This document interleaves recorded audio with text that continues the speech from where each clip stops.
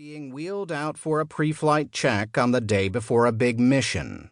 The mission on which a man will try to fly higher into space than any man on our side of the Iron Curtain, or on the other side as far as we know, has ever been.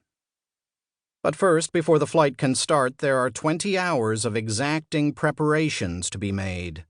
And they are only the last of an infinity of efforts. Months and years of effort, of blood, sweat, and tears which made this flight possible. A record-seeking flight into space is only the spectacular foam on top of a wave that has traveled thousands of miles before it can break on the beach of the unknown. A space mission is like a battle. It can happen only because of untold sagas of self-sacrifice and heroic devotion which preceded it and now make it possible. And that battle, like the wave breaking on the beach, is only a temporary advancement until the next wave or the next battle on the way to eventual victory or defeat.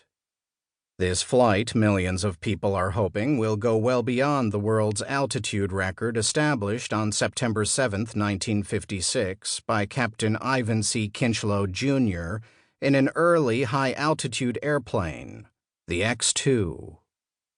For a few seconds in his historic flight, Captain Kinchlow, in the now archaic rocket plane X-2, had been unable to control his aircraft. He had hit the fringe of space, the edge of the vacuum. As he climbed above 100,000 feet and headed for his world record of 126,200 feet, he was above the atmosphere at 23.9 miles straight up, the first man to escape the sea of air which surrounds the Earth. So his conventional control surfaces, ailerons, rudder, and elevators had no air against which they could work. Kinch, in his uncomfortable, old-fashioned MC-4 pressure suit cramped into his tiny cockpit, was tossed end for end with his plane.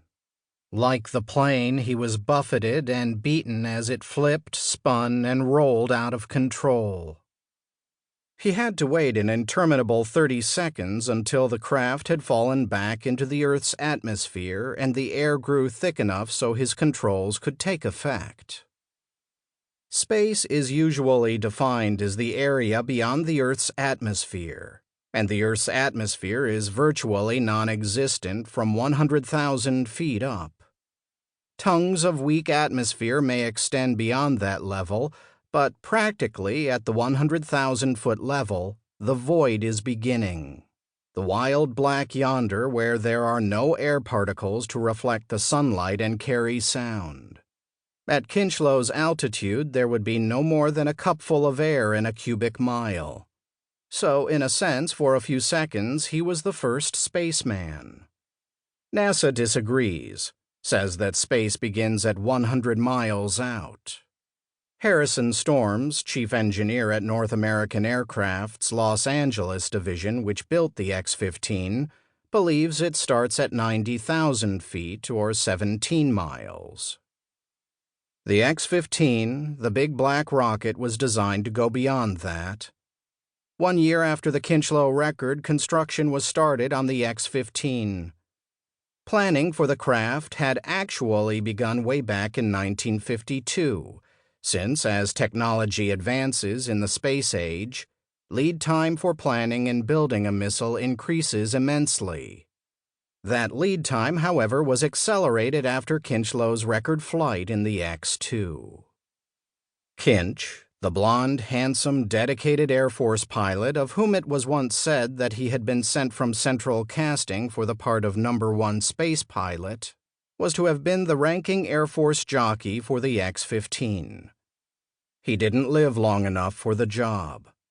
On July 26, 1958, aged 30, he was killed when his hot fighter plane, an F-104, not unlike a missile, lost its engine on takeoff from Edwards. He tried to roll his 9-ton mount onto its back so that he could eject and take to his silk. But he got just halfway over. His ejection seat blasted him clear of the plane, but his parachute opened only partially and he fell to his death. Of Kinchlow we will write more later.